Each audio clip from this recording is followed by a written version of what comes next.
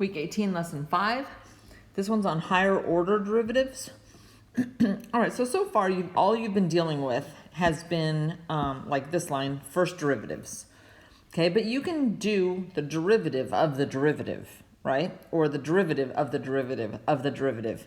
Okay, so they're literally called the second derivative, the third, the fourth, whatever. This top chart, right, is there just so that you can kind of see the different notations.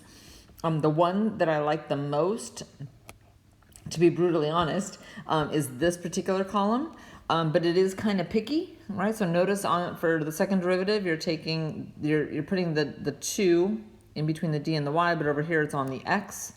Just kind of be careful of where it goes. Whatever the case, let's try. I'm only going to do 2 of these. The worksheet has sort of a review of all types of derivatives. They're not all going to be higher order derivatives.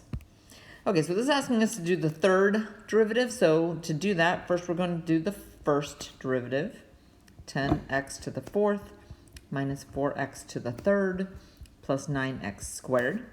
And then the second derivative, right? So now I'm looking, I'm not looking here anymore. I'm looking at what I just wrote down. So 40x to the third minus 12x squared plus 18x. And then finally, the third derivative is going to be, again, I'm not looking here anymore, right? I'm looking here. I get 120x squared minus 24x plus 18. All right, and then let's scoot it up and let's do one that has a, excuse me, a trig function in it. Okay, here we go. So first I have to do dy dx before I can get the second derivative. So that would be, let's see, 3 times the negative sine of x, or in other words, negative 3 sine of x. So now when I go to do the second derivative, I'm doing it of this. So the derivative of sine is cosine.